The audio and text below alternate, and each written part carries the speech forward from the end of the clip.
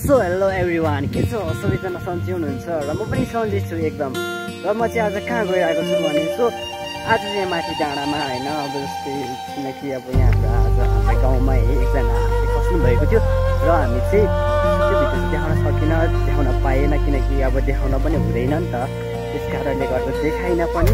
र अब चाहिँ अब के भन्नु लागिरहेको छ नि, म चाहिँ घर जाँदैछु है, मेरो घर चाहिँ तल पर्छ र अब म अलिकति जङ्गलकै बाटो सर्टकट जाँदैछु।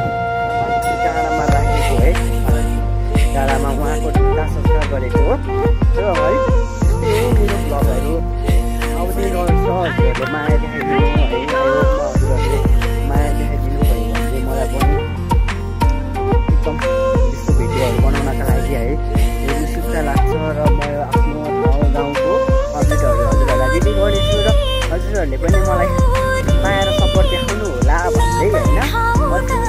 मेरो घर जाने बाटो यही हो है। म बाटोमा चाहिँ पुगेको छैन मेन बाटोमा र म चाहिँ यो जङ्गलकै बाटो हिँड्दैछु। एन्ड अब जङ्गलमा जुकाहरू पर्छ क्या, हजुरहरूको लागि जुकाको डर लाग्छ होइन। सो मलाई पनि डर त लाग्दैन, त्यही पनि खाएपछि फेरि डरो दिन्छ क्या खुन, त्यही भएर एकदमसँगले अलिकति मलाई पनि त्यो ब्लड देखेको आफूलाई पनि यस्तो हुन्छ, सिरिङ्ग हुन्छ क्या, ज्यान जिउ सिरिङ्ग हुन्छ र के छ हजुरहरू पनि एकदम आरामै हुनुहुन्छ होला। र and all right let's go my house.